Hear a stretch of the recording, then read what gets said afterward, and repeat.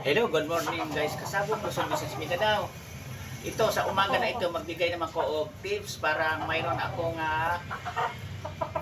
maipaabot sa aking mga i-upload na aking content sa aking YouTube Kalyaw Kasabong TV, sa aking mga viewers, sa aking mga followers, sa aking subscriber.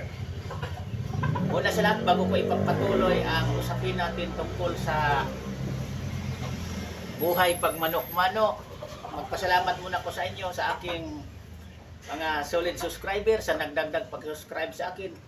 Maraming salamat talaga sa inyo lahat, at sa aking mga followers, sa aking mga viewers. Thank you talaga sa inyo na nag-support, nagsubaybay sa pagpanood sa mga i-upload kong videos dito sa aking YouTube Kalyaw Kasabong TV.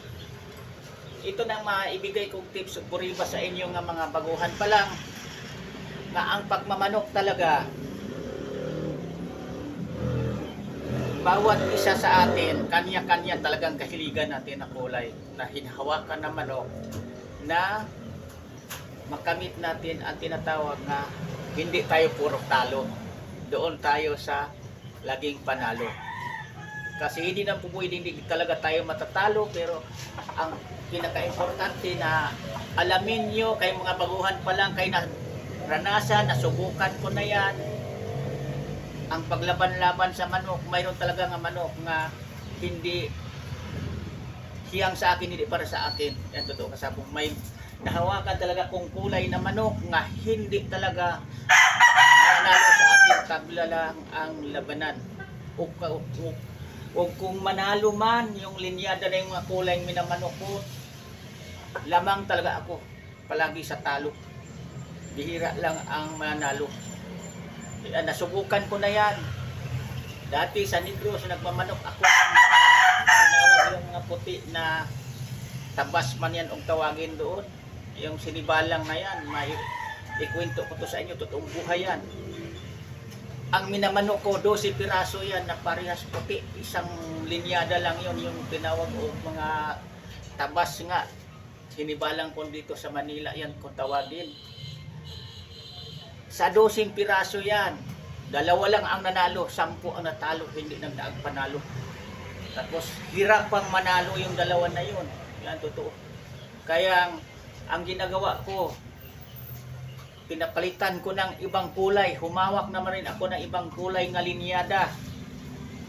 Doon ko na nakuha nga ang timpla, kung sa baga sa timpla pa nga tama nga para sa akin ang mga kulay. Yung kulay pula na minamanok ko, at saka talisayin, grease. Yan ang totoo. Kaya hindi ko to giwala ganitong kulay. Iba-iba ang pag-asi sa talisay ko ngayon, kasi process, iba-iba ang kalabasan. Sa may matingkad, mayroong medyo may halong itim-itim, nagdepende kasi na yan sa pag-process natin. Pag-process naman sa hats na talisay, iba naman ang pula-pula naman ang likuran yan. Yan totoo. Yan naman ko nga, hindi ako puro talo. Lamang ako sa panalo kaysa talo pag yan ang minamanok ko. Kaya sa ngayon lang, may nakuha na ako mga iba-ibang linyada, may puti na akong kalabasan, may mga puti na talaga ako ngayon, nasisiw, mayroon na ako nga loose abuhin, may gold na. Pero para sa akin talaga, kapag personal ko nga gagamiting manok, mas gugustuhin ko talaga dito sa talisay lang pula, sa labanan sa manok. Kasi kung matatalo man ako,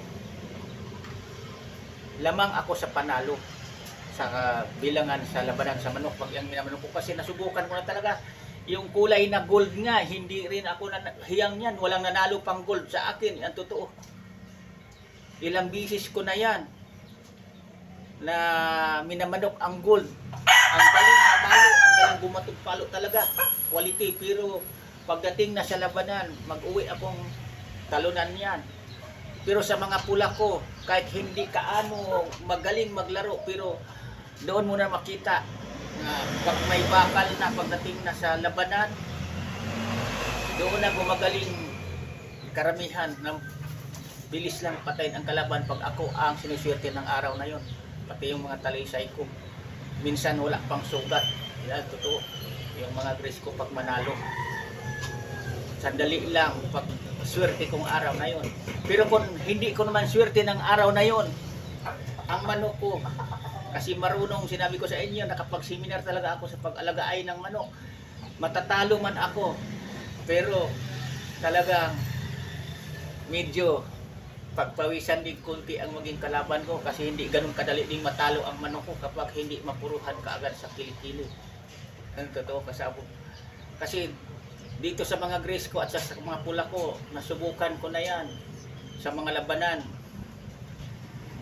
Kahit wasak-wasak ang katawan, labas na ang bituka halimbawa, mabulagan na yan, pero habang may hininga pa, pag inigkariyo yan, tumutuka pa.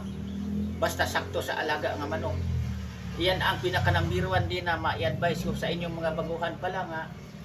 Hindi lang kay basta manok, magaling mahusay mamalo, magkampante na tayo, laban na laban lang, kailangan tutukan natin, ihanda natin talaga yan, ibigay natin ang kumpletong pangailangan niya sa paghanda natin bago natin kasabang sa labanan sa sabong. Iyan ang totoo. Para nga ang makalaban niya, sakto din na mag-kondisyon, mag-alaga ng manok, mahusay mag-alaga ng manok din ang maging kalaban natin. Pagdating sa basahan, may laban tayo. Kasi ako nasubukan ko na yan, tatabla, kung magaling na ang kalaban mo, ilang bisis na ako nagtablahan ng manok. Kasi umaasa din kung magaling ang manok ko, magaling ako sa pag-alagaan ay. Pero ang nakalaban ko rin, matindi din magmamanok, kaya madalas nagtabla. Kasi ang manok kong pinakamagaling, yung mga kulay-pula ko, sa totoo lang, ang tinabla din ng mga manok, mga quality din talaga ang nakalaban ko. Kasi sinasabi ko naman sa inyo, kayong mga baguhan pa lang, kapag pagdating sa labanan sa manok, kahit sa probinsya pa ako, pagdating sa ulutan, hindi ako kinabahan, hindi ako natatakot kahit kanino, parang magmanok, mahilig magmamanok din ang makalaban ko, kahit ano pa kakilala din yan, basta kursunada ko ang kulay kalabanin ko at sa kamat sa manok ko. Ayun, totoo.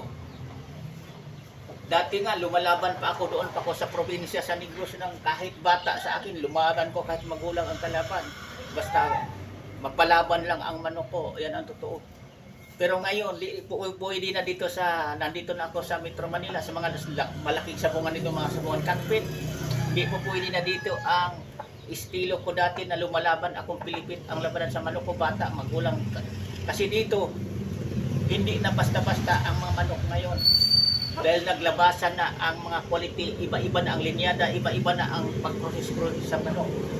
Parehas ng magaling bumato palo ang mga manok ngayon. Bihira na lang na magpalakad-lakad lang patanga-tanga sa labanan. Yan totoo. Kaya importante na ngayon sa manok, mahusay tayong mag-alaga bago natin ilaban. Ibigay natin ang kumpletong pangailangan niya, gamot. Kasi ang purpose niyan, ulitin ko sa inyo, nasabi ko na to sa unang mga videos ko, ang purpose diyan sa mga gamot na yan, sa pag-conditioning ng manok. Iyan ang magbigay sa atin ng matibay sa pagdating sa basahan ang manok natin. Kung minsan ang kalaban natin, kung alanganin lang ang loob sa makalaban natin, mananalo pa tayo kahit patay ang manok natin. Subok ko na rin yan na mga labanang ganyan na ang manok ko kahit inapak-apakan na lang, nananalo pa bandang huli sa kukaryo. Ayan ang purpose lang noon, na ipanalo natin kapag pahirapan na basahan na, tapos ang kalaban natin medyo mahina lang ang pag-conditioning. Kasi lamang talaga ang manok, sa totoo lang, kahit saan kayo magtanong na sasabong, yung mga handlers niyan, kung may mga kaibigan kayo kumparing nag-handler sa mga big time na diderby ng manok, lamang talaga ang manok nga marunong magkondisyon ang nag-alaga. Yan totoo kasabong. Lamang sa panalo, lamang sa pagdating ng dikitan, basahan, bakbakan na lamang na talaga. Kasi ang mga manok na kulang sa alaga, alam nyo, maganda lang yan sa makauna, first buckle, pangalawa, pangatlo. Pero paglampas na yung pangatlo, pang-apat, pang-lima, pag magkabakbakan na, paparihas na ang palitan na ng palo, talo na tayo niyan pag kulang sa alaga. Yan, totoo. Pagdating sa basahan, pagdating sa pagurana, yung palalimay na ng sugat, pag mahina lang ang pagkondisyon natin sa ating manok, talo na rin tayo niyan. Aminado na ako niyan, nasubukan ko na, kayang sinunod ko na ang proseso talaga bago ilalaban ang manok. Hindi ko minamadali. Kasi dati minamadali ko lang mga manok sa probinsya pa ako, pero ngayon nandito ako sa Metro Manila, hindi ko na minamadali ang manok ko. Laban na laban. Kailangan ihanda mo na talaga yan. Yan ang pinakasikreto nga makamit natin na hindi tayo puro talo. Yan ang totoo. Nasa paghanda natin yan, nasa ating nagmay-ari yan. Paano natin iulot kung hakpait, paano kalabanin natin ang kulay. Kailangan i-plano niyo ang kulay na bago kayo umalis. Alam niyo na kung anong kulay kalabanin sa manok niyo, anong kulay ng mga paa. Yan ang ginagawa ko. Sa derby lang di na natin magawa yan kasi di naman ulutan, timbangan yun. Kahit anong kulay makalaban sa ating manok, pag derby, laban na laban tayo. Pero sa ulutan, advantage yan yung gamitin natin ang talino at saka magaling tayo musipat sa maging kalaban natin. Kasi di tayo magpalamang sa pagdating na sa ulutan dapat. Kasi may kasabihan talaga yan na kapag magaling mag-ulot, maghanap ng kalaban, siya nakalamang, lamang din yan sa panalo palagi sa labanan. Hanggang dito muna ako kasabong. Sana may matutunan kayo mga baguhan pa lang. Maraming salamat talaga sa pag-support sa inyo. Sa mga baguhan pa lang na hindi pa nakasubscribe, paki-subscribe naman, paki-share para nga kahit papaano makapagbigay tayo o konting kaalaman sa kapwa natin na mahilig sa larangan sa industriya sa sabong. Ayan lang, maraming salamat ulit. Thank you, bye-bye.